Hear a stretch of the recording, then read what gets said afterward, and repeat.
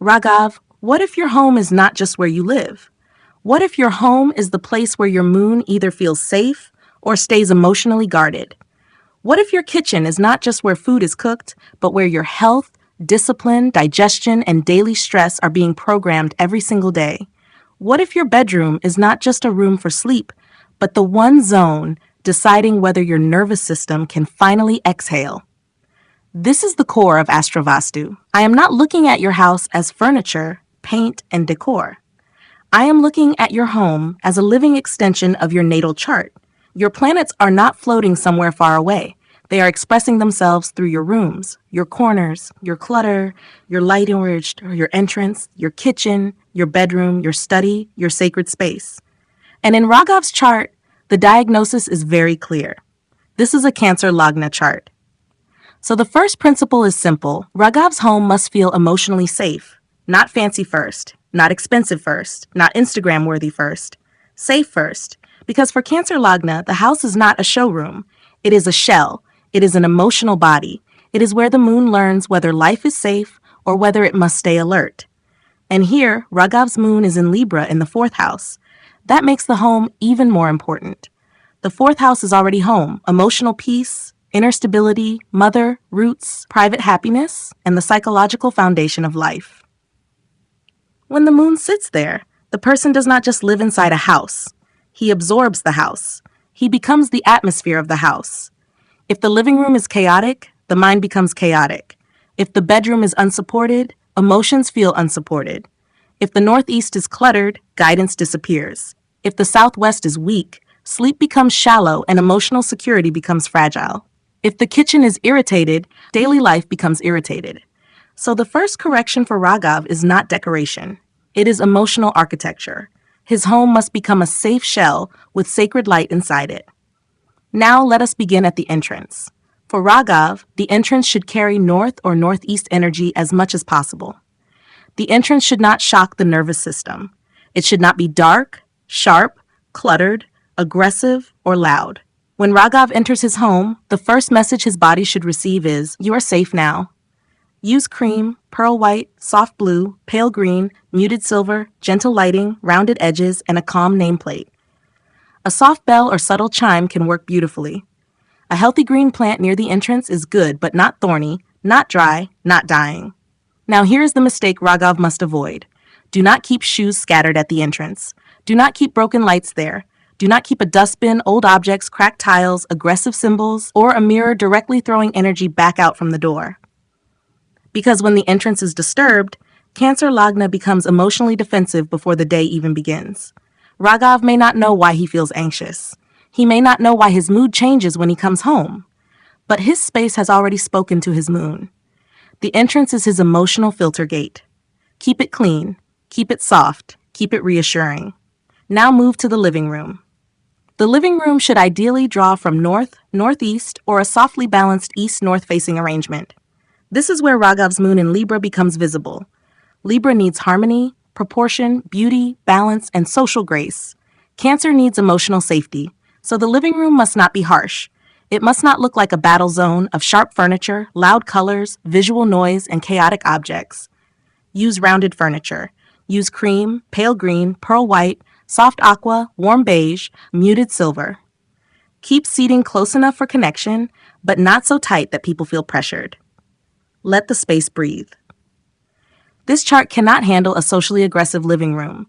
If the furniture is confrontational, if the lighting is harsh, if every wall is shouting, if there are too many objects competing for attention, Ragav will feel drained after normal interaction. He may think, "I just met guests," but the moon says, "I survived emotional noise." That is the difference. Do place a few joyful family photos, but do not create an emotional museum. Do place nature art, spiritual art, calm symbolic art. Do keep the north and northeast visually light. Do allow airflow and natural light. Do not keep broken electronics, tangled wires, old newspapers, dead plants, violent artwork, dramatic emotional images, or excess red and black in this zone. If the living room is aligned, conversation becomes graceful. Ragav feels held. The home becomes socially nourishing, not socially exhausting. Now we come to the kitchen. For Ragav's chart, the kitchen is critical. Why? Because Sun and Saturn are together in Sagittarius in the 6th house. The 6th house is daily routine, digestion, service, work pressure, debts, health, discipline, and problem solving. Sun brings vitality and authority. Saturn brings duty, delay, pressure, structure, and karmic workload. Together in the 6th, they say, your daily habits matter. Your food discipline matters. Your health rhythm matters. Your kitchen is not casual.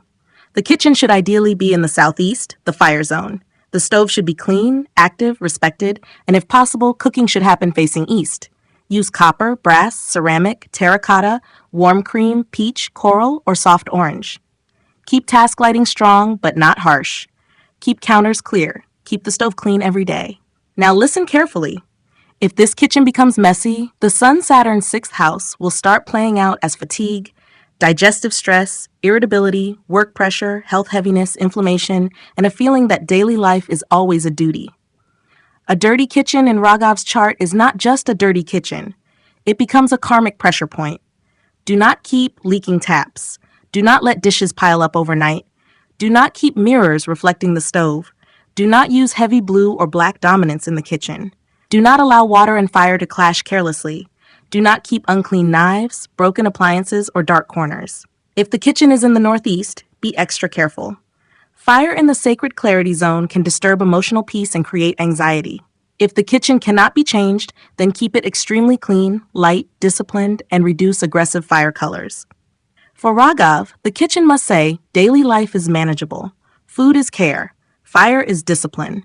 Routine is healing. Now we come to the most important zone, the bedroom. For Cancer Lagna, the master bedroom should be in the southwest. I would not compromise on this if a correction is possible. The southwest is the stability anchor. It grounds the moon. It allows the emotional body to rest. It turns insecurity into containment. Use a solid bed. Use a strong headboard. Keep the head towards south or west. Use heavy curtains, soft rugs, taupe, warm gray, earthy cream, muted rose, soft brown, and natural fabrics. Keep the lighting low, warm, and gentle. Use paired bedside tables and paired lamps if this is a couple's room. Symmetry matters. Why? Because Ragav's moon in Libra needs balance. Cancer Lagna needs safety. The bedroom must teach the body, you are supported. Now what should he not do? Do not keep mirrors facing the bed. Do not keep a work desk in the bedroom. Do not keep emotional clutter under the bed. Do not keep old objects connected to grief, past relationships, old pain, or unresolved family memories. Do not use bright red or harsh black interiors. Do not make the bedroom too exposed, too airy, or too visually stimulating. If the bedroom is wrong, Ragav may sleep, but he will not recover. He may rest physically, but emotionally remain guarded. He may wake up feeling unsupported, even if nothing obvious is wrong. This is why the southwest bedroom is the first dominant correction. Now let us talk about the creative and emotional pleasure zone. Ragav has Venus in Scorpio in the 5th house. This is not a light casual Venus. This is deep Venus, intense Venus, transformational Venus. It wants beauty with depth. It wants art, music, intimacy, psychology, healing, research, devotion, and creative expression that has emotional substance. So the creative zone of the home should not be dead, dry, or sterile. It should not be over-sexualized or overly dark either. Use muted rose, plum, soft copper, warm beige, cream, soft fragrance, music, flowers, intimate lighting, and tasteful art. This is a good place for a hobby corner. Music, writing, design, counseling study, occult study, psychology, healing work, or deep creative exploration. But here is the caution. Do not keep broken mirrors. Do not keep torn bed sheets. Do not keep cracked crockery. Do not keep damp walls, dirty laundry, stale smells, or romantic clutter from the past. Venus in Scorpio becomes complicated when beauty is mixed with decay. If this zone is handled badly, creativity becomes emotional intensity. Romance becomes attachment. Pleasure becomes obsession. Financial comfort becomes irregular. If handled well, Venus gives Ragav depth, beauty, charm, creative intelligence, and the ability to transform emotion into art, design, counseling, healing, or meaningful expression. Now let us move to the study and work zone. Ragav has Mercury in Capricorn in the 7th house. This gives practical intelligence, serious communication, structured thinking, negotiation ability, consulting potential, business dialogue, and long-term planning. But Mercury in Capricorn does not like chaos. It needs structure. The study or work zone should be in the north or west with the desk facing north or east. Use an organized desk. Use a healthy green plant. Use closed cabinets for documents. Keep books arranged. Keep devices clean and functional. Keep wires managed. Use white, light gray, green, muted blue-green, or beige tones. Do not keep dead plants. Do not keep old broken electronics. Do not keep stacks of unread papers. Do not keep tangled wires. Do not keep heavy stone blocks in the north. Do not allow the work desk to become a dumping ground. If Mercury's zone is blocked, Ragav may experience communication delays, business confusion, relationship misunderstandings, scattered paperwork, or mental heaviness. If Mercury's zone is corrected, speech sharpens, agreements become clearer, business improves, and decisions become more practical. Now we come to the sacred corner. Ragav has Mars in Pisces in the 9th house, and Mars is the Atma Karaka. This is a powerful soul signature. Mars as Atma Karaka means the soul is learning courage, action, discipline, and direction. But in Pisces in the 9th house, that courage must become spiritual. It must become devotion. It must become faith and action. It must become disciplined surrender, not impulsive reaction. So the Northeast must be kept sacred. Create a clean, light, minimal puja or meditation space in the Northeast. Use white ivory, pale yellow, or soft gold. Keep one main deity, one yantra, or one clear sacred focus. Use a soft diya. Keep the space open. Keep it silent. Keep it uncluttered. Do not turn the Northeast into storage. Do not keep shoes, brooms, mops, cleaning chemicals, heavy cupboards, broken objects, or aggressive red decor there. Do not place a toilet there if avoidable. Do not crowd the sacred corner with too many objects. Ragav's spiritual zone must teach him this. Faith is not escape.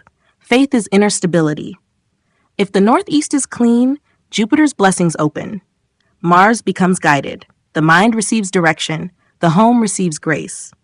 Now let us talk about bathrooms and toilets. For this chart, bathrooms work best in the west or northwest. These zones allow detox, emotional release, and movement without disturbing the sacred northeast or the stability of the southwest.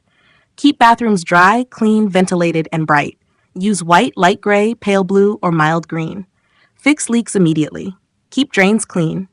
Use mild fragrance. Do not allow dampness. Do not keep stale laundry. Do not tolerate dripping taps. Do not keep bathrooms dark and wet.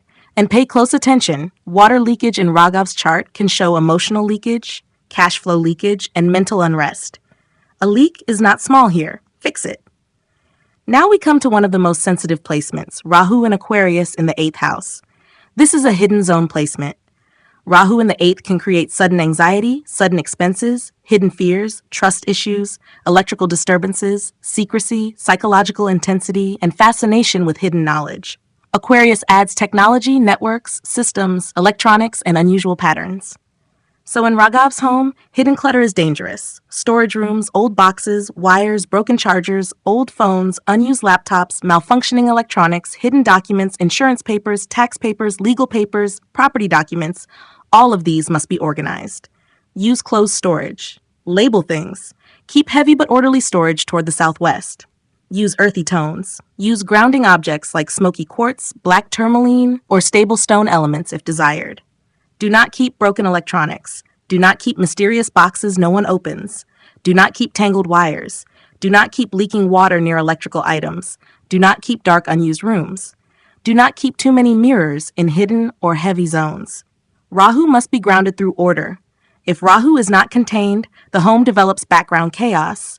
You may not see the problem immediately, but you feel it. Sudden stress, sudden confusion, sudden expenses, sudden emotional disturbance. So for Ragav, storage is not a minor issue. Storage is a karmic correction. Now let us look at Ketu.